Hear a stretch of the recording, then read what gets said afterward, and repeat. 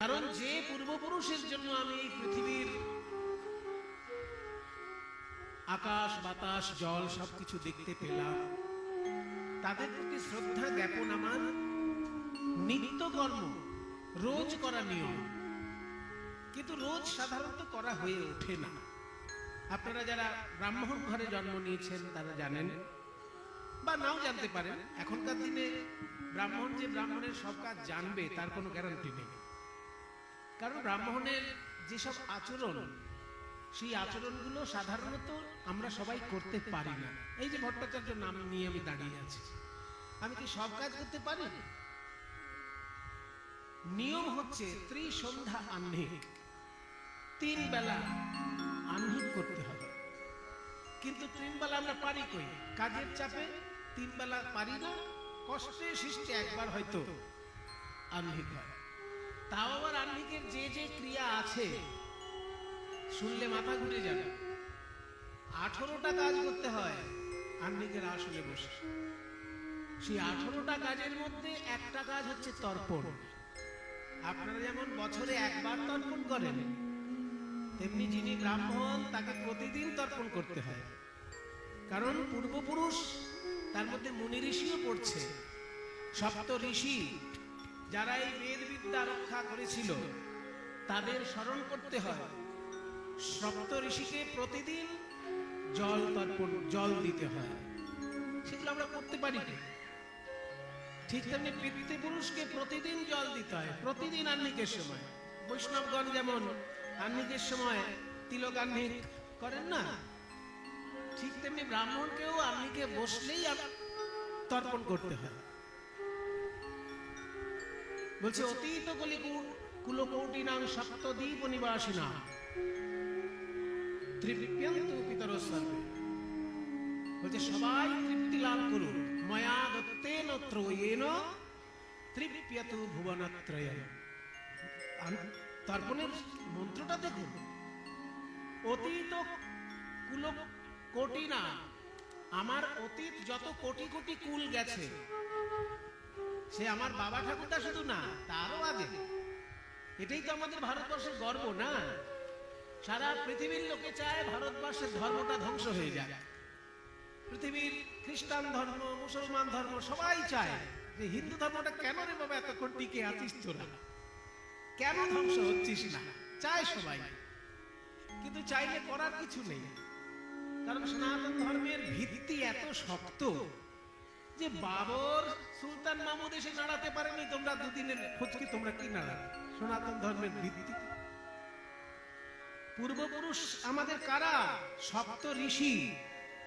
দেখুন আপনাদের যারা যার যা গোত্র, সেই গোত্র কোন একটা ঋষির নামে আছে, বা সেই ঋষির শিষ্যের নামে আছে, বা সেই ঋষির বংশধরের নামে আছে, ঋষির সঙ্গে যুক্ত।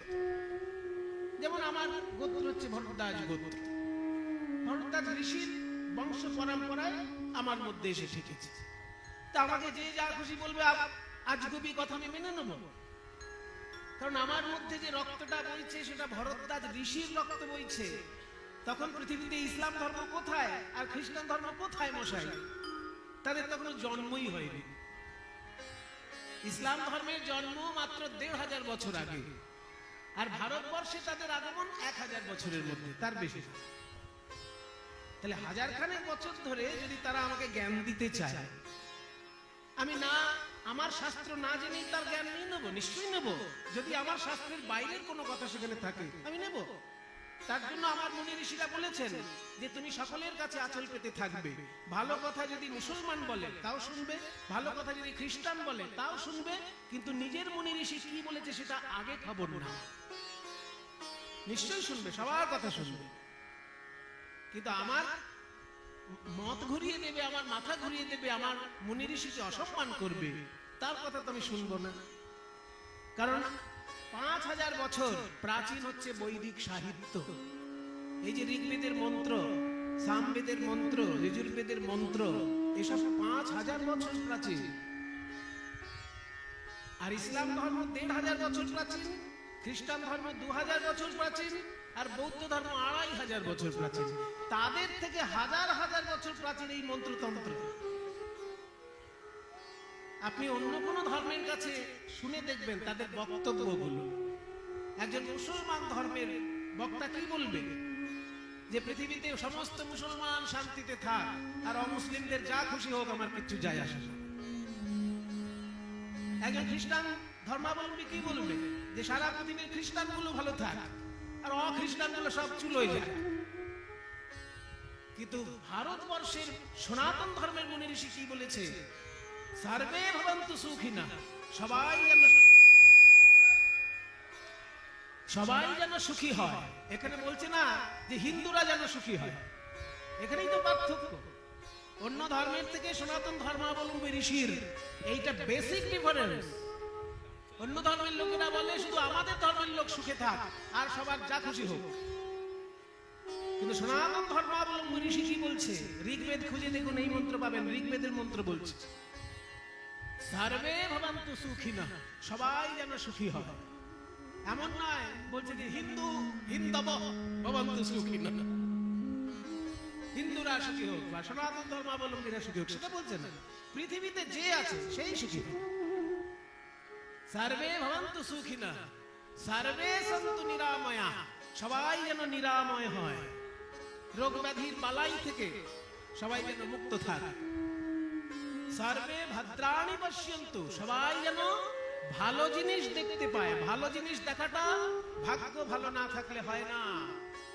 মন্দ জিনিস দেখতে গেলে ভাগ্য লাগে না, চোখের সামনে ঘুরঘুর করছে মন্দ জিনিস, তাই না? মোবাইল খুললেই মন্দ জিনিসের ছড়াছড়ি, কিন্তু ভালো আছে সেটা খুঁজে নিতে হবে। মোবাইলের মধ্যে আপনি উল্টো পাল্টা নাচ গান শুনতে পারবেন, আবার দেখবেন একজন সাধু বক্তব্য রাখছে, সেটাও শুনতে পাবেন। কি শুনবেন কি দেখবেন সেটা আপনার রুচির উপর নির্ভর করছে। তাই মোবাইল জিনিসটা খারাপ নয়, আমার রুচিটা কোথায় সেই জায়গাটা সংস্কার করা দরকার। তাই আমাদের মুনি ঋষি বলছে সর্বে ভদ্রাণি পশ্যন্তু, সবাই যেন ভালো জিনিস দেখে। ভদ্র মানে ভালো, সবাই যেন ভালো জিনিসটা দেখে। মন্দ জিনিস আসবে যাবে, চোখের সামনে আসলে কি করা যাবে? চোখ বন্ধ করে আসো। কিন্তু ওটা আমি মন দিয়ে দেখবো না, মন দিয়ে সেটাই দেখবো যেটা আমার পক্ষে ভালো, আমার প্রতিবেশীর পক্ষে ভালো, পৃথিবীর পক্ষে ভালো, সারা পৃথিবীর জনগণের পক্ষে ভালো, সেটা আমি দেখব। সর্বে ভবন্তু সুখিনঃ সর্বে সন্তু নিরাময়াঃ সর্বে ভদ্রাণি পশ্যন্তু। এবার বলছে মা কশ্চিৎ দুঃখ ভাগ ভবেৎ, কেউ যেন দুঃখ না পায়।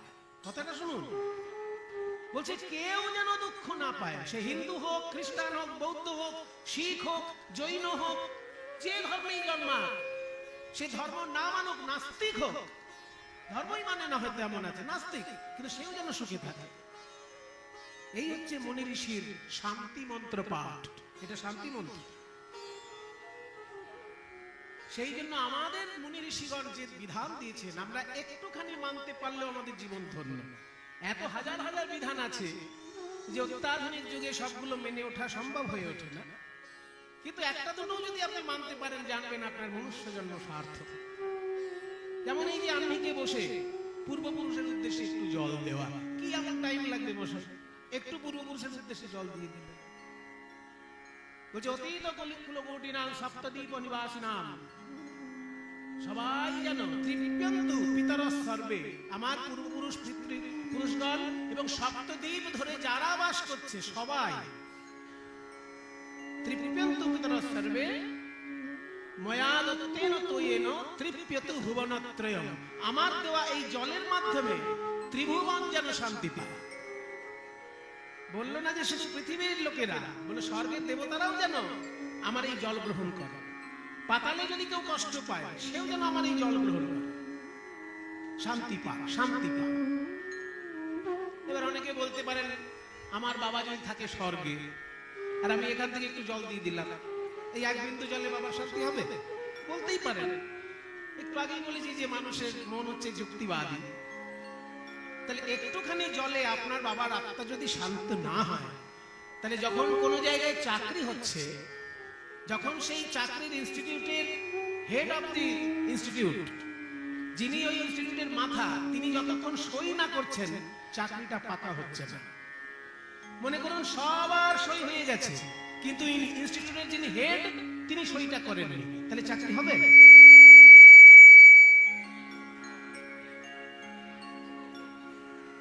তাহলে একটা সই করতে কতটুকু কালি লাগে? 1 লিটার কালি লাগে কি না হাফ লিটার কালি লাগে? 1 বিন্দু কালি। 1 বিন্দু কালিতে দেখুন না কোন কারণে আওয়াজটা হচ্ছে। 1 বিন্দু কালিতে যদি একটা চাকরি হয়ে যেতে পারে একজনের, তাহলে 1 বিন্দু জলে একটা আত্মা শান্তি কেন পাবে না? এই যে না বুঝে আমরা তর্ক বিতর্ক করে খালি খালি নিজেকে বিক্ষিপ্ত করি, মুনি ঋষিদের আমরা নিজেদেরকে অতি বড় জ্ঞানী বলে মনে করি, সেটা ভাবার আগে বিচার করতে হবে যে তাদের সিদ্ধান্ত বোঝার মতো ক্ষমতাটা আমার হয়েছে কিনা। যদি ক্ষমতা না হয়ে থাকে তাহলে অন্তত মেনে যায়, শুনে যাই, জ্ঞানী পণ্ডিতের কাছে তার বিধান বিশ্লেষণ শুনে। তাই আমরা পূর্বপুরুষের উদ্দেশ্যে শ্রদ্ধা জ্ঞাপন করি, যিনি পরলোক গমন করেছেন স্বর্গীয় গৌরী শঙ্কর সামন্ত মহাশয়, তাঁর আত্মার শান্তি কামনায় আমরা ভুবন মঙ্গল হরি সংকীর্তনের রস আস্বাদন করব। এই হরি সংকীর্তনের সুমধুর ধ্বনি যত দূর যায় আকাশ বাতাস মঙ্গলময় হয়ে যায়। সবাই মিলে একবার বলুন, নিতাই গৌর প্রেমানন্দে হরি বল, নিতাই গৌর প্রেমানন্দে হরি বল, নিতাই গৌর প্রেমানন্দে হরি বল। একটু আগে যে একটা সংস্কৃত শ্লোক বললাম, অনর্পিত চরণ চিরাত, এই শ্লোকটি চৈতন্য মহাপ্রভুকে উদ্দেশ্য করে শ্রী রূপ গোস্বামী লিখেছে। বলছে অনর্পিত চরণ চিরাত, যা কোনোদিন অর্পণ করা হয়নি, করুণাবতীর্ণ কালো, সেটা দেবার জন্য করুণা করে কলিযুগে অবতীর্ণ হলেন ভগবান গৌর হরি। কেন? সমর্পয়িতুম, সমর্পণ করার জন্য। কি সমর্পণ করার জন্য? উন্নত উজ্জ্বল রসাং স্বভাবতী শ্রিয়ম, উন্নত উজ্জ্বল রস সমৃদ্ধ তার নিজস্ব ভক্তি সম্পদ। ভগবান সবকিছু দেন, কিন্তু তার প্রেম সম্পদটা কাউকে দিতে চান না। চরিতামৃতে বলছে, কৃষ্ণ যদি ফিরে কভু ভুক্তি মুক্তি দিয়া, প্রেম কভু নাহি দেন রাখেন লুকাইয়া। ভগবান লোককে ভোগ দিতে পারে, এমনকি মোক্ষও দান করতে পারে, কিন্তু প্রেম ভক্তি কাউকে দিতে চান না। সেই প্রেম ভক্তিটা দেবার জন্যই যেন গৌরাঙ্গ মহাপ্রভু কলিযুগে নেমে এসেছে। তাই আজকে তিনি মহাদাতা শিরোমণি। বলছে, নাহি জানে স্থানাস্থান, জানে তারে কইল দান, মহাপ্রভু দাতা শিরোমণি। মহাপ্রভু আমার দাতা শিরোমণি, কিন্তু মহাপ্রভু দাতা শিরোমণি হলে কি হবে? আজকের গৌর চন্দ্রিকায় মহাপ্রভু দান চাইছেন। বলছে, গৌরাঙ্গ চাঁদের মনে কি ভাব উঠিল, নদিয়ার মাঝারে গোরা দান শিরোজিল। এখানে দান শব্দের অর্থ হচ্ছে কর। এই শব্দটা আগে আমরা বুঝে নিই, তাহলে পুরো লীলাটা বুঝতে আমাদের সুবিধা হবে। দান মানে এখানে কিন্তু কিছু দান করা নয়, এখানে দান শব্দের অর্থ হচ্ছে কর। তাই বলছে দান দাও, মানে আমাকে কর দাও। বলি কিসের দান চাহে, ওই কিসের দান চাহে, কিসের দান চাহে, ওই কিসের দান চাহে, কিসের দান চাহে আমার গোরা,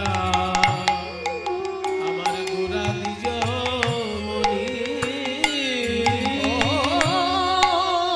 কিসের দান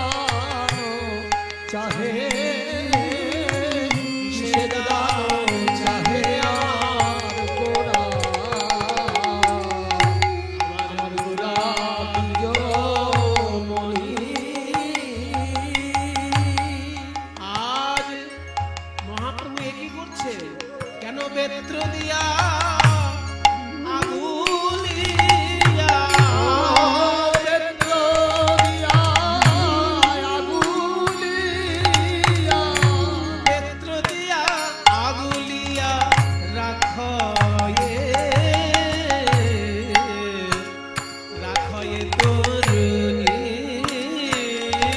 ও বেত্র দিয়া আগুলিয়া, বেত্র দিয়া আগুলিয়া রাখায়ে, রাখায়ে তরুণী। দাঁড়াও দাঁড়াও, কি ব্যাপারটা একটু বুঝে নাও। বলছে কিসের দান চাহে আমার গোরা দ্বিজমণি। দান মানে যদি কর হয় তাহলে কিসের কর চাইছে? গৌরাঙ্গ মহাপ্রভু কেন কর চাইছে?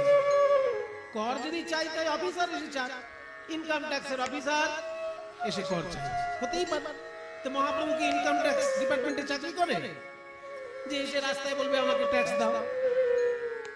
মহাপ্রভু আজকে লাঠি নিয়ে রাস্তায় নেমেছে, রাস্তা দিয়ে মানে লাঠিটা দিয়ে রাস্তা আগলে রেখেছে, আর যারা ওই রাস্তা দিয়ে আসছে তাদেরকে বলছে দাঁড়াও, যেখানে যাচ্ছ পরে যাবে, আগে আমাকে কিছু দান করো। বলে কি দান? কর দান করো। হ্যাঁ, ভিক্ষা চাইলে ভিক্ষা চাও, কর কেন চাইতে? ভিক্ষা চাইলে দেওয়া যায়, কিন্তু ট্যাক্স যদি যে সে চায় তাকে দেওয়া যাবে? ভিখারি হাত পেতে বলতেই পারে দুটি ভিক্ষা দিন মা, দিয়ে দিলাম 2 টাকা। কিন্তু ভিখারি যদি বলে ট্যাক্স দিন, একটা থাপ্পড় দিতে ইচ্ছে করে না? ওটা তুই বুঝিস ট্যাক্স মানে কি? তো পয়সা চাইছে পয়সা চাও, কর চাইছি কেন বলছিস? আগে বুঝাও। নিমাই, তুমি কি করের কোন সরকারি কর্মচারী যে তুমি সে কর চাইছো আমাদের কাছে? কর মহাপ্রভু কেন চাইছে এটা জানতে গেলে আমাদের একটু গভীরে প্রবেশ করতে হবে। মহাপ্রভু বলছে আমি কেন কর চাইছি জানো? সরকার যখন তোমাদের কাছে কর চায় তোমরা দিতে বাধ্য থাকো। কর দিতে কারোর ভালো লাগে না, মানে না দিয়ে উপায় নেই, সেই জন্য কর দেয় লোকে, তাই না? কর জিনিসটা সরকার আমাদের থেকে কিভাবে নেয়? নানান ভাবে নেয়। আপনি যদি কিছু আয় করেন আপনার থেকে ইনকাম ট্যাক্স নেবে, আপনি যদি কিছু বিক্রি করেন তাহলে সেল ট্যাক্স নেবে, আবার আপনি যদি কিছু কেনেন সেখানে জিএসটি নেবে, যা কিনবেন তার জন্য ট্যাক্স নিয়ে নেবে। গাড়ি কিনলেও ট্যাক্স, চাল ডাল কিনলেও ট্যাক্স, তবে কম বেশি আছে। যদি গাড়ি কেনেন, সোনার গয়না কেনেন, সেক্ষেত্রে ট্যাক্সটা বেশি নেবে, আর চাল ডাল নুন তেল এগুলো কিনলে একটু ট্যাক্স কম নেবে, কিন্তু নেবে। জিএসটির মাধ্যমে ট্যাক্স নিচ্ছে, আবার ইনকাম ট্যাক্স নিচ্ছে, আবার যখন বড় রাস্তায় গাড়ি চলছে সেখানে টোল ট্যাক্সও নিচ্ছে। নানান ভাবে সরকার আমাদের কাছ থেকে কর নিচ্ছে, নিক, কারণ এত লোকের চাকরির মাইনে দিতে হবে, কোথাও যুদ্ধ বাঁধলে অস্ত্র কিনতে হবে, তখন কি আপনার কাছে একটা অস্ত্র চাইলে আপনি কিনে দেবেন? যদি বলেন পাকিস্তানের সঙ্গে যুদ্ধ হবে, একটা ট্যাঙ্কার কিনতে হবে, তাও 10 কোটি টাকা, কে দেবে মশাই? ভারতের জন্য সারাক্ষণ কেঁদে কেঁদে অস্থির হবে, কিন্তু যদি বলে একটা ট্যাঙ্ক কিনতে হবে, টাকা দাও, দেবে না কেউ। সেজন্য ট্যাক্স নিতেই হবে। যুদ্ধের জন্য অস্ত্র কিনতে হবে, বিদ্যালয়গুলো চলছে, বিদ্যালয় চালাতে হবে, হাসপাতালগুলো গরিব মানুষের সেবা চলছে, হাসপাতাল চালাতে হবে, ইউনিভার্সিটি কলেজ সব চালাতে হবে, সব কিছুর জন্য ট্যাক্স নিচ্ছে সরকার, নিক। কিন্তু মহাপ্রভু নেবে কেন? এইখানে আপত্তি। সরকার যত খুশি ট্যাক্স নিচ্ছে, মহাপ্রভু হাত পেতে কেন বলবে যে আমায় কর দাও? মহাপ্রভু বলছে আমি কিসের জন্য কর চাইছি জানো? কিসের জন্য চাইছো বলো? এই যে তোমরা পয়সা খরচা করে বাড়ি বানাও, তার জন্য সরকার যদি কর চায় তাকে দিয়ে দাও, কিন্তু ভগবান যে তোমাকে একটা সুন্দর দেহরূপী বাড়ি বানিয়ে দিয়েছে, এই দেহরূপী বাড়ি, তার জন্য কি ভগবানকে তুমি কোনোদিন কর দিয়েছো? তুমি বাড়ি বানাচ্ছ, সরকার ট্যাক্স নিচ্ছে, কিন্তু ভগবান তোমাকে দেহরূপী বাড়িটা বানিয়ে দিয়েছে, তার জন্য ক টাকা ভগবানকে ট্যাক্স দিয়েছো বল? আর এই ইট পাটকেলের বাড়ি আর রক্তহাড় মাংসের বাড়ি, এই দুটো বাড়ির মধ্যে পার্থক্য কি? অনেক পার্থক্য। ইট পাটকেলের বাড়ি তুমি কাঁধে করে বয়ে নিয়ে যেতে পারবে, কিন্তু এই রক্তহাড় মাংসের বাড়িটা তুমি নিয়ে ঘুরে বেড়াচ্ছ, যেখানে খুশি এই বাড়িটাকে নিয়ে চলে যাচ্ছে। আবার বুকে একখানা এমন পাম্প মেশিন বসিয়ে দিয়েছে যার নাম হার্ট, হৃৎপিণ্ড, সেটা চালাতে গেলে যে কারেন্ট লাগবে সেটাও বাইরে থেকে নিচ্ছে না, সে কারেন্ট ভিতরেই তৈরি হচ্ছে। তাহলে সমস্ত কিছু খরচা টরচা করে ভগবান তোমাকে একটা সুন্দর বাড়ি বানিয়ে দিয়েছে, আর তুমি তাকে ক টাকা ট্যাক্স দিলে বলো? মানে এটা তো ঠিক কথা, আমি বাড়ি বানালে সরকারকে ট্যাক্স দিই, কিন্তু ভগবান আমাকে দেহ বাড়ি বানিয়ে দিয়েছে, তার জন্য তো কোনোদিন ট্যাক্স দেওয়া হবে। আচ্ছা ক টাকা ট্যাক্স লাগবে বলো? বলে এইবার লাইনে ক টাকা ট্যাক্স লাগবে জিজ্ঞেস করলে তো, এইবার আমাকে বলো তোমার আছে কত আর দেবে কত, তুমি কত বছর ফাঁকি দিয়েছো সেইটা আগে দেখো, তারপরে হিসেব করবে। এখন তোমার বয়স কত? 70 বছর। তাহলে জন্ম থেকে 70 বছর অবধি ফাঁকি দিয়েছো। আচ্ছা আগের জন্মে তোমার কটা জন্ম গেছে সে তো জানি না। যদি আগে তোমার 100টা জন্ম গিয়ে থাকে তাহলে 100টা জন্ম ফাঁকি দিয়েছো। এই জন্ম জন্মান্তরের ট্যাক্স যদি ধরা হয় তাহলে কত? বাবা এত বড় ট্যাক্স, হিসেব করা যাবে না। হ্যাঁ চিত্রগুপ্তের কাছে সব হিসেব আছে। শুনে না, টাকা দিয়ে ভগবানের ট্যাক্স তুমি কোনোদিন শোধ করতে পারবে না। তুমি কি করবো, কি করবে? ট্যাক্স যখন দেওয়ার ক্ষমতা থাকে না তখন সরকারকে বাড়িটাই ছেড়ে দিতে হয়। মনে করুন একটা বাড়ি সারা জীবন ট্যাক্স ফাঁকি দিয়েছে, হঠাৎ সরকার খবর নিল এই বাড়িটা সারা জীবন 4 পুরুষ ধরে ট্যাক্স দিচ্ছে না, তখন সরকারের লোক এসে হিসেব করবে না যে 4 পুরুষ ধরে ট্যাক্স দেয়নি, দেখো তো কত হয়েছে? বলে ট্যাক্স হয়েছে 20 লাখ টাকা। বাড়ির দাম কত? 5 লাখ টাকা। বাড়ির দাম 5 লাখ, কিন্তু ট্যাক্স হয়ে গেছে 20 লাখ। তখন সরকার বলছে হয় ট্যাক্স দাও নয় বাড়ি ছাড়ো, আপনি কোনটা করবেন? 20 লাখ টাকা ট্যাক্স দেবেন না বাড়িটা ছেড়ে দেবেন? তাহলে কে বাবা 5 লাখের বাড়ির জন্য 20 লাখ ট্যাক্স দিতে চায়? 20 লাখ টাকা দেওয়ার দরকার বাবা বাড়িটাই ছেড়ে দাও সরকার। ওই জন্যই তো ভগবান বলছে দেহদান দেহদান দেহদান দেহদান, তোমার দেহ আমায় করো দান, দেহদান দেহদান, তোমার দেহ আমায় করো দান, দেহদান দেহদান। জন্ম জন্মান্তরে তুমি ফাঁকি দিলে, সেই ফাঁকি শোধ করার জন্য তোমার এত পয়সা নাই যে ভগবানকে তুমি কর দিতে পারবে, তাই ভগবানের তৈরি দেহ বাড়িটাই ভগবানকে দিলাম।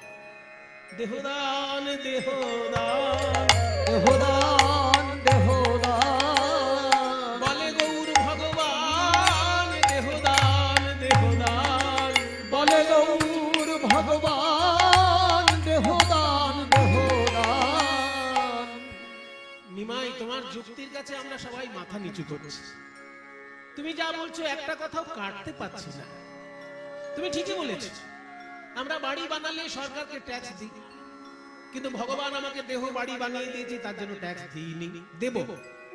জন্ম জন্মান্তরে ফাঁকি দিয়েছি তার জন্য এত বেশি টাকা হয়ে গেছে যে টাকা দেওয়া সম্ভব নয়, তাই দেহ বাড়িটাই ভগবানকে দেব, আপাতত তোমাকে দেব। কিন্তু তোমার কাছে আমরা জানতে পারি নিমাই আমাদের এই দেহটা নিয়ে তুমি কি করবে। মনে করো আমাদের দেহটা তোমায় দিয়ে দিলাম নিমাই, দেহটা নিয়ে তুমি কি করবে? মনে করুন সরকার যদি কারোর বাড়ি কেড়ে নেয় ট্যাক্স দিতে পারেনি বলে, তাহলে সরকার সেই বাড়িটা নিয়ে কি করে? হয় সেটাকে একটা স্কুল বানিয়ে দেবে, আর তা নাহলে সেটাকে একটা হাসপাতাল বানিয়ে দেবে, কিংবা সরকারি কোনো অফিস বানিয়ে দেবে। কারোর বাড়ি যদি সরকার নিয়ে নেয় সেটা হাসপাতাল বানিয়ে দিতে পারে, স্কুল বানিয়ে দিতে পারে, মানে জনকল্যাণমূলক কোনো কাজে লাগিয়ে দেবে বাড়িটা। তাহলে তুমি যে আমার দেহটা চাইছো নিমাই, আমার দেহটা নিয়ে তুমি কি করবে? আমি তোমাদের দেহ নিয়ে কি করব জানো? এই নরদেহ কত মূল্যবান জানো? 84 লক্ষ জনি ভ্রমণ করি একাকিনী, নরদেহ বপু খানি কৃষ্ণ ভজিবার তরে। 84 লক্ষ জন্ম, 84 লক্ষ বার মৃত্যু, ঘুরে ঘুরে এই নরজন্ম পাওয়া যায়। সেই নরজন্ম পেয়েছো যখন তোমরা আমায় দাও, আমি কি করবো জানো তোমাদের দেহ নিয়ে? তুণ্ডে তাণ্ডবিনিরতিং বিতনুতে। আহা, এই শ্লোকটিও রূপ গোস্বামীর লেখা, কি সুন্দর অর্থ দেখুন।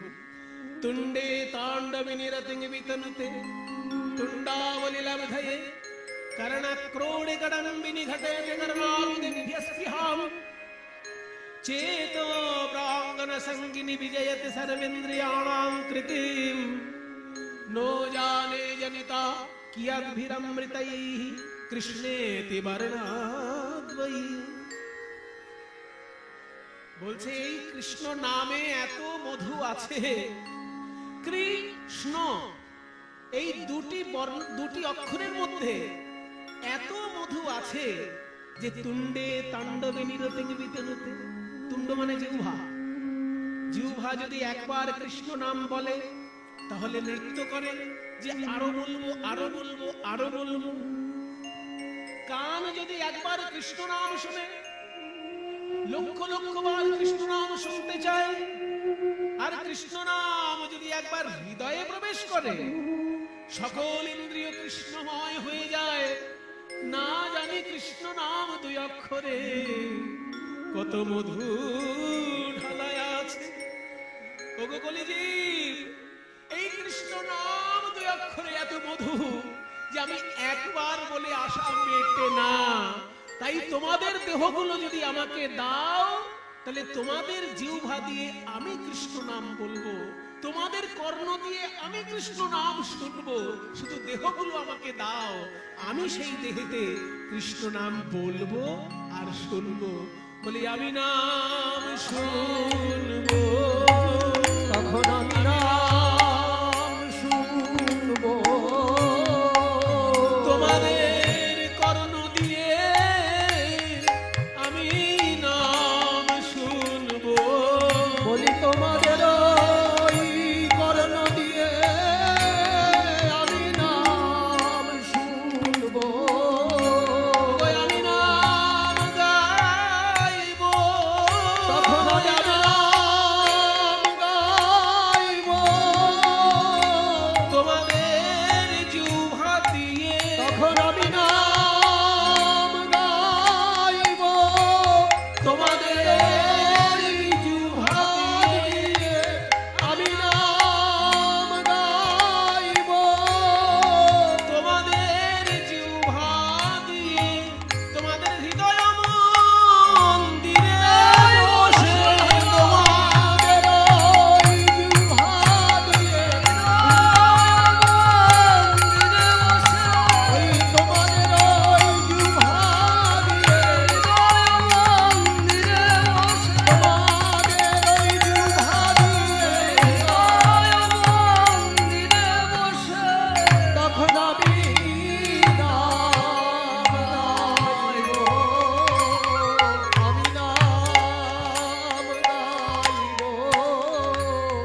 তোমাদের হৃদয়ে বসে আমি নাম গাইবো। কিছু কিছু লোক আছে বাবা, প্রশংসার আশা করে না, কাজ করতেই ভালোবাসে। কে কি বললো, কে কত টাকা দিল সেসব দেখে না, কাজটা করতে পারলেই সে আনন্দ পায়। কিছু চাষি ভাই আছেন যারা সারাদিন চাষ করতে পারে তবু তাদের ক্লান্তি নেই, চাষ করতে তারা খুব আনন্দ পায়। কিন্তু মনে করুন এমন একজন চাষি আছে, সে খুব চাষ করতে ভালোবাসে কিন্তু তার মাত্র 5 কাঠা জমি। সে কতটা চাষ করবে? বেশি করতে পারবে না। অথচ পাশে একটা লোক, তার 2 বিঘে জমি আছে। এবার চাষ করতে সে ভালোবাসে, কিছু পাই বা না পাই সেটা আশা নয়, চাষ করতেই সে ভালোবাসে। কর্মবীর লোক যাকে বলে, কর্মবীর।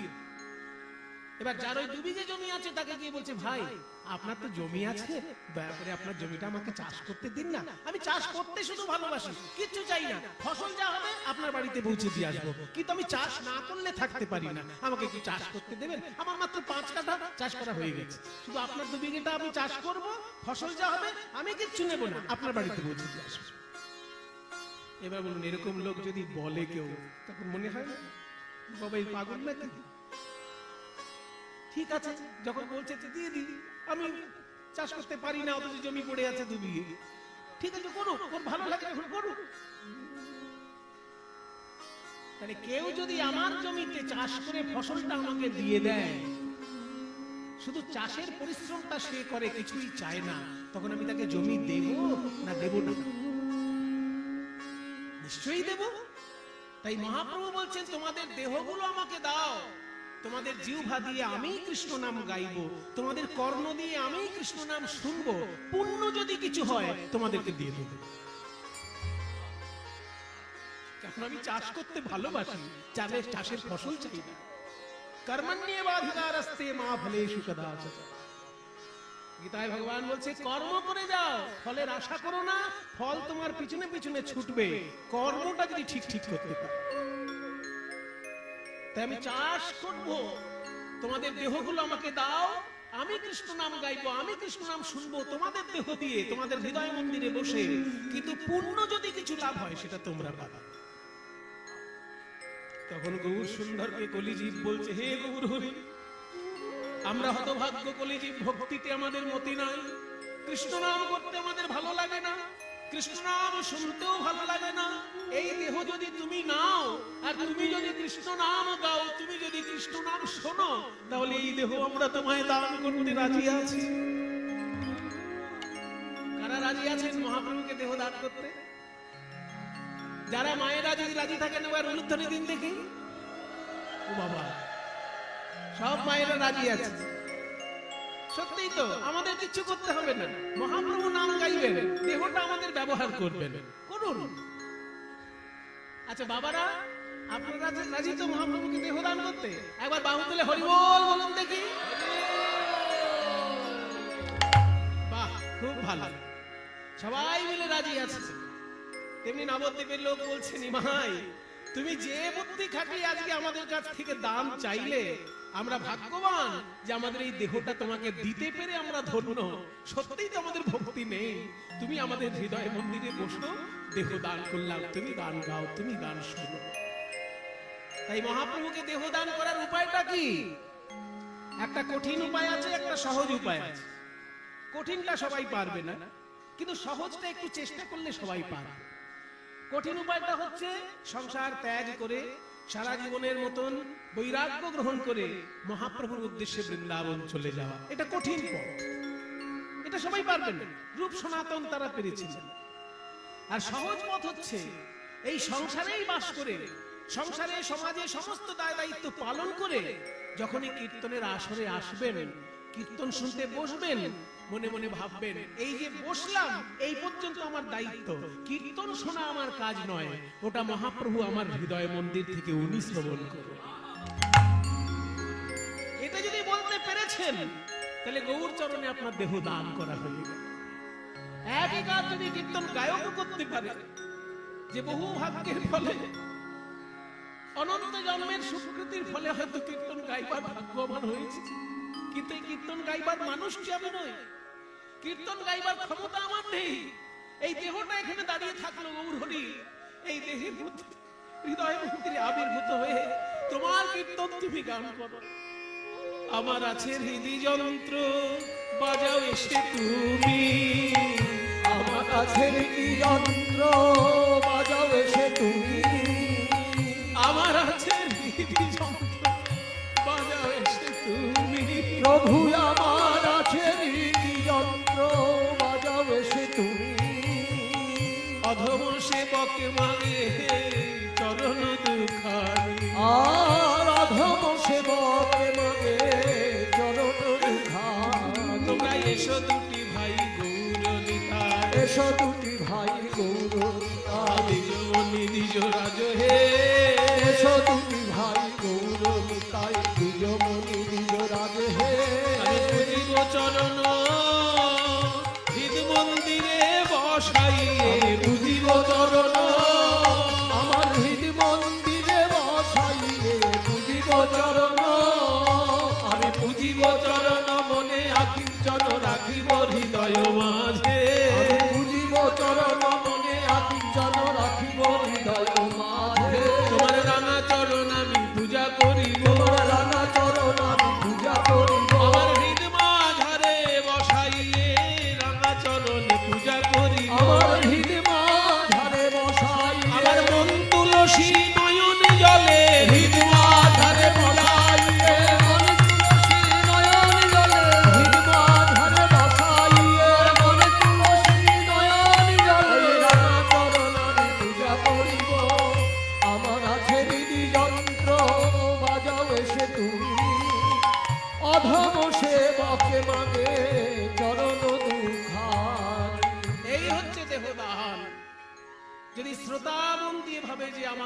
দেহটা বসলো, আমার হৃদয় আলো করে গৌর হরি কীর্তন শ্রবণ করুন, তার দেহ দান হলো। গায়ক যদি ভাবে এই আমার দেহটা এখানে রইল, মহাপ্রভু তার কীর্তন গান করুন। এইটা হচ্ছে সহজ পথ দেহ দান করা। তাই নবদ্বীপের সকলে মিলে গৌর সুন্দরকে কর হিসেবে, এই দেহটার কর হিসেবে দেহটাকেই দান করে দিল। কিন্তু কিছু কিছু অন্তরঙ্গ বন্ধু তো থাকে, শ্রী গৌর সুন্দরের অন্তরঙ্গ বন্ধুরও সংখ্যা কম নয়। তাদের মধ্যে গদাধর আছে, বাসুদেব ঘোষ আছে। তারা কাছাকাছি এসে বলছে, গৌর হরি, এই কর আদায় করার ছলনায় তুমি এই যে তত্ত্ব শিক্ষা দিলে, এই ব্যাপারটা কি আমাদেরকে বলো? তুমি তো অন্যভাবেও বলতে পারতে যে তোমাদের হরিনাম করা উচিত, কৃষ্ণ লীলা গাওয়া উচিত, কৃষ্ণ নাম গাওয়া উচিত, এগুলো ভাবে বলতে পারতে। কিন্তু এই কর আদায় করার ছলনায় যে তুমি আমাদেরকে তত্ত্ব শিক্ষা দিলে, কেন করলে? কেন করলাম কাউকে বলো না। আমি যখন দাপর যুগে কৃষ্ণ ছিলাম, তখন গোপীদের সঙ্গে এই কর আদায় করার ছলনায় একদিন রসিকতা করেছিলাম। গোপীদেরকে বলেছিলাম, এই যে তোমরা দধি দুগ্ধ ঘৃত ঘোল মথুরার বাজারে বিক্রি করতে যাও, অনেক অনেক লাভ করো, আর সেই টাকায় বাড়ি গাড়ি করে নিচ্ছ, কিন্তু সরকারকে কর দিচ্ছ না, আমাকে কর দাও। এই রসিকতা করেছিলাম গোপীদের সঙ্গে, সেইটা আজকে আমার মনে পড়লো। তাই কর আদায় করার ছলনায় আজকে আমি তত্ত্ব শিক্ষা দিলাম। কৃষ্ণ অবতারে আমি এইভাবে সাধিয়াছি এই কৃষ্ণ অবতারে এইভাবে সাধিয়াছি আছে ভাব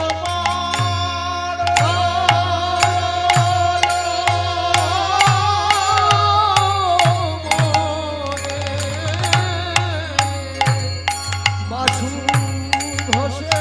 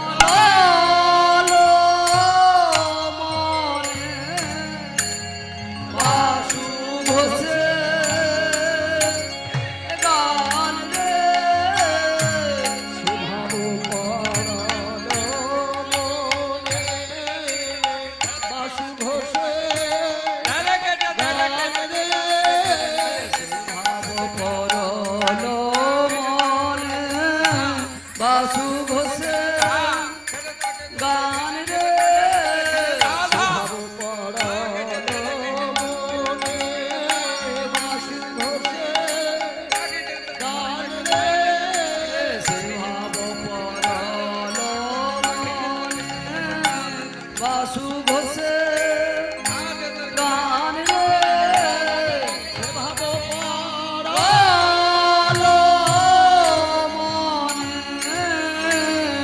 বাসু ঘোষে গান রে ভাব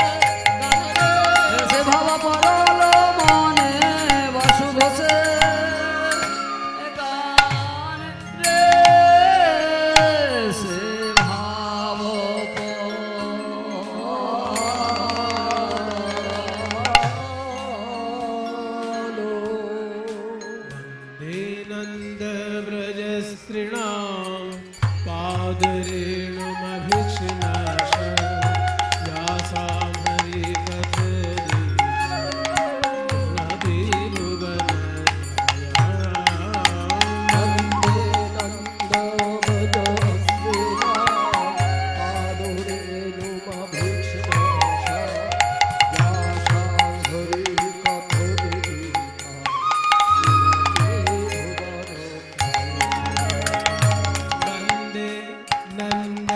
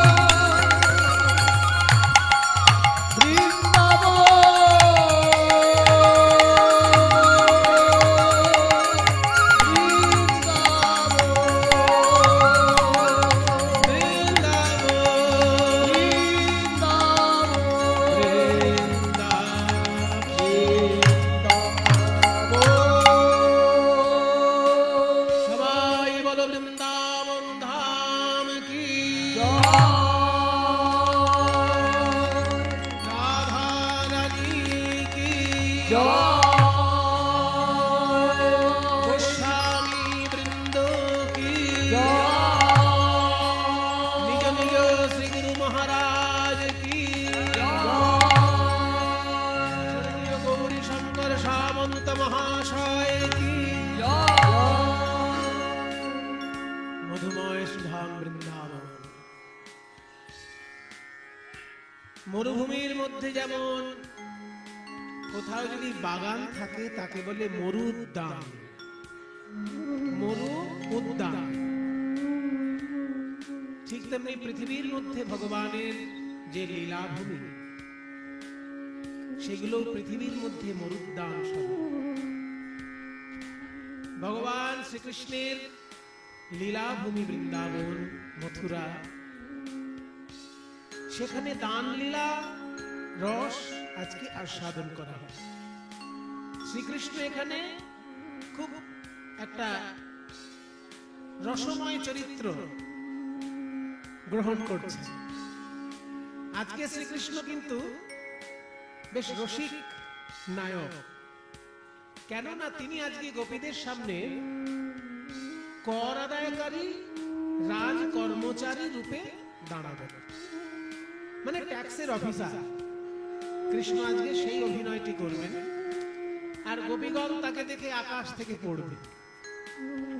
মানে মনে করুন হঠাৎ একজন ফুচকা বিক্রেতা বা চা বিক্রেতা বা রিক্সাওয়ালা, টোটোওয়ালা, সে যদি হঠাৎ কালকে আপনার বাড়িতে এসে বলে আমি ইনকাম ট্যাক্সের অফিসার, ট্যাক্স দিই, তখন যেমন আকাশ থেকে পড়ে, এই তুই তো কালকে টোটো চালাচ্ছিস, স্টেশন থেকে আমার বাড়িতে পৌঁছে দিয়ে গেলি, আবার আজকে তুই ট্যাক্সের অফিসার, সেই রকম ব্যাপার।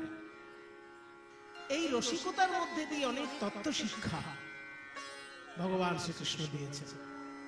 ভগবান শ্রীকৃষ্ণের লীলাগুলি কোনোটা খুব বিরহ গম্ভীর, আবার কোনোটা রসিকতাময়, কিন্তু প্রত্যেকটি লীলাই তত্ত্বপূর্ণ। আজকে ভগবান শ্রীকৃষ্ণ খেলা শুরু করেছেন বৃন্দাবনের মাঠে।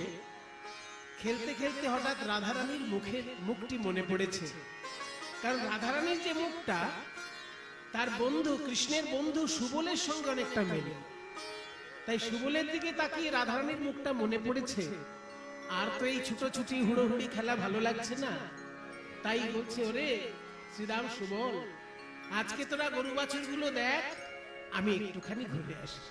খেলা রসে ছিল কানাই, আরে কি বা খেলা রসে ছিল, আরে কি বা খেলা রসে ছিল, আরে কি বা খেলা রসে ছিল, আরে কি বা খেলা রসে ছিল কানাই রে।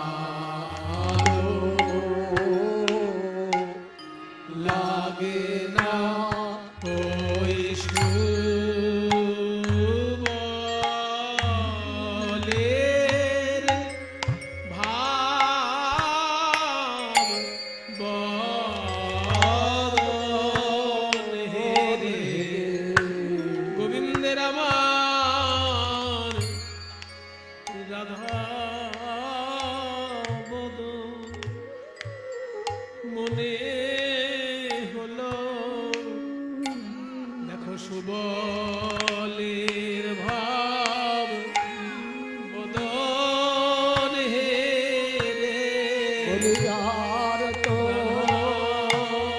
বলো রাধা বদন মনে হলো ওই সুবলের ভাব বদন হেরে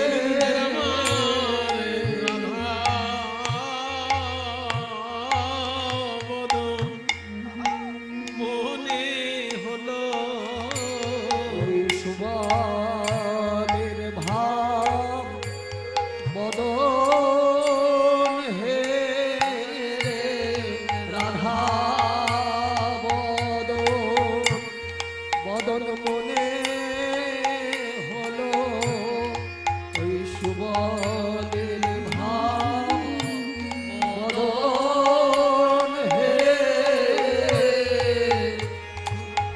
বদন মনে হলো সুবলের ভাব বদন হেরে রাধা বদন মনে হলো বলের ভাব বদন হেরে ওই রাধা বদন মনে হলো বলের ভাব বদন হেরে বলি আর তো খেলা ভালো লাগে যাই রে ভাবের বালাই যাই রে বলি আর তো খেলা ভালো লাগে বলি আর তো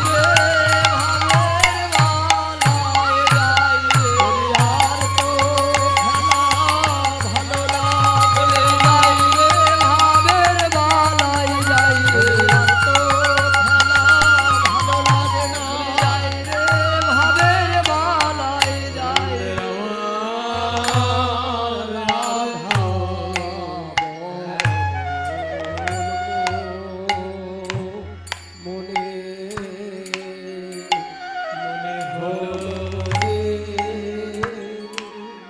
এ কানাই কানাই রে সুবল তুই এরকম মন মরা হয়ে বসে আছিস কেন আমার মুখের দিকে তাকিয়ে আমার মুখে কি মধু আছে সুবল তোর মুখটা দেখি যে আমার প্রেমময়ীর কথা মনে পড়ছে ভাই তাহলে কি করতে বলছিস এখন কি করতে বলবো ওই যে দাদা ঘুমিয়ে পড়েছে শ্রীদাম সুদাম সবাইকে দায়িত্ব দে গরু বাছুর নিয়ে দাদার কাছে থাকুক তুই শুধু আমার সঙ্গে চল দেখুন বন্ধু থাকে অনেক রকমের সব বন্ধুকে সব জায়গায় নিয়ে যাওয়া যায় না বন্ধুর চারটে ভাগ আছে এগুলো রসশাস্ত্রের ব্যাপার একটু জেনে রাখা ভালো চার রকমের বন্ধু হয় বাবা সুহৃদ সখা প্রিয় সখা আর প্রিয় নর্ম সখা এই চার রকমের বন্ধু ছোট ছোট ছেলে মেয়েগুলো ভাবছে বাবা আমাদের তো বন্ধু আছে চার রকমের আবার জানি না তো।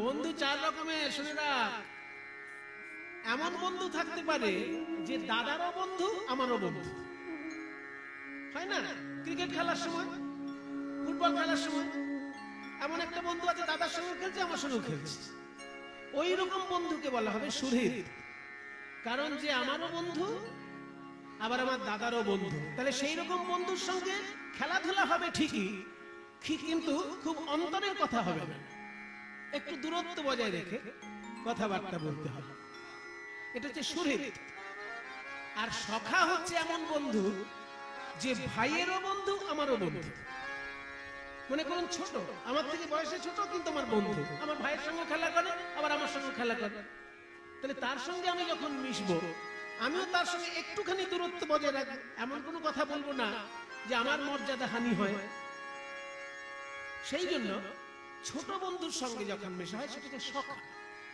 তাহলে বড় বন্ধু হলে যার ভিতরে একটু অভিভাবকত্ব থাকবে আবার বন্ধুত্ব থাকবে সেটা হচ্ছে সুহৃদ আর যার ভিতরে একটু দাস্য ভাব থাকবে অথচ বন্ধুত্ব থাকবে সেটা হচ্ছে সখা আর যার সঙ্গে শুদ্ধ সখ্য মানে বন্ধুত্ব তো বন্ধুত্বই অন্য কিছুর মিশ্রণ নেই সেই রকম বন্ধুকে বলা হবে প্রিয় সখা। আর যে বন্ধুর সঙ্গে একটু বয়স বড় হলে সেই রকম বন্ধু হয়, ছোটদের ওই বন্ধু হবে না।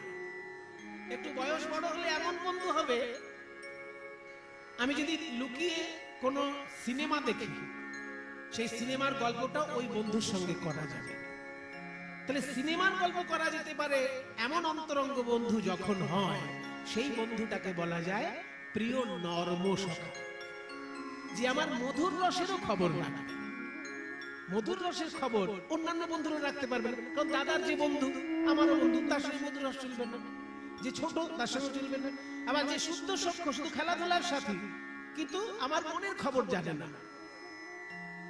আর যে বন্ধু আমার মনেরও খবর জানে, তাকে বলে প্রিয় নর্ম সখা। গোবিন্দের যতজন বন্ধু ছিল, তার মধ্যে সুবল ছিল ওই প্রকৃতির, মনের খবর রাখা। তাই বলছে তুই আমার সঙ্গে থাক, আর সব বন্ধু এখানে থাক।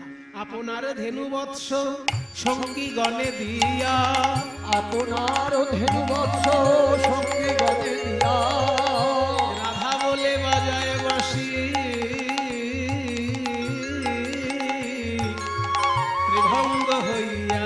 আর রাধা বলে বাজায় বাঁশি ত্রিভঙ্গ হইয়া, আর রাধা বলে বাজায় বাঁশি ত্রিভঙ্গ হইয়া। রাধা বলে কানাই পুরিল মোহন বাঁশি, রাধা বলে কানাই পুরিল মোহন বাঁশি, রাধা বলে কানাই পুরিল মোহন বাঁশি, রাধিকার কর্ণে তাহা প্রবেশিল আসি। আর শিরাধিকার কর্ণে তাহা প্রবেশিল আসি। আর কি ধ্বনি রইতে পারে, আর কি ধ্বনি রইতে পারে, কুল নাশা বাঁশি শুনে, আর কি ধ্বনি রইতে পারে, ওই কুল নাশা বাঁশি শুনে আর কি ধ্বনি রইতে ওই পারে, কুল নাশা বাঁশি, যে বাঁশি শুনে ধ্বনির সব গিয়েছে। ওই কুল নাশা বাঁশি শুনে বাঁশি শুনে ধ্বনির সব গিয়েছে, ওই কুল নাশা বাঁশি শুনে, বাঁশি শুনে ধ্বনির সব গিয়েছে। ওই কুল নাশা বাঁশি শুনে আর কি ধ্বনি রইতে পারে, আর শিরাধিকার কর্ণে তাহা প্রবেশিল আসি। ধ্বনি শুনি বিনোদিনী অধীর হইয়া, ধ্বনি শুনি বিনোদিনী অধীর হইয়া, ওই মধুরে ভেটিতে যায় আপনারে দিয়া। আর বধূরে ভেটিতে যায় আপনারে দিয়া। চল রে সখী দেখে আসি, চল রে সখী দেখে আসি, আমার পরাণ মধুর মুখের হাসি। চল রে সখী দেখে আসি, আমার পরাণ মধুর মুখের হাসি। চল রে সখী দেখে আসি, আমার পরাণ মধুর মুখের হাসি। চল রে সখী দেখে আমার পরাণ মধুর মুখের হাসি। বলি আমি যে বড় ভালোবাসি, আমার পরাণ মধুর মুখের হাসি। বলি আমি যে বড় ভালোবাসি, পরাণ মধুর মুখের হাসি। আমি যে বড় ভালোবাসি। আমার পরাণ মধুর মুখের হাসি। চল রে বন্ধু দেখে আসি। আর আপন ভেটিতে যায় আপনারে দিয়া। শোন সখী, কেমন মধুর বাঁশি বাজছে।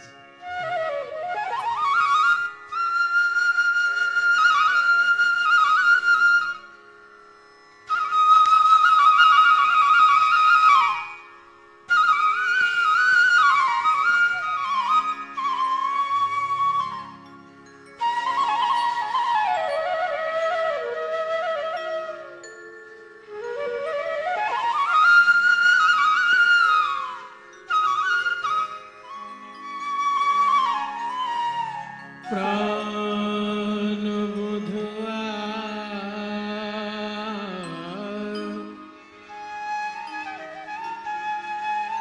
কি জাদু জানে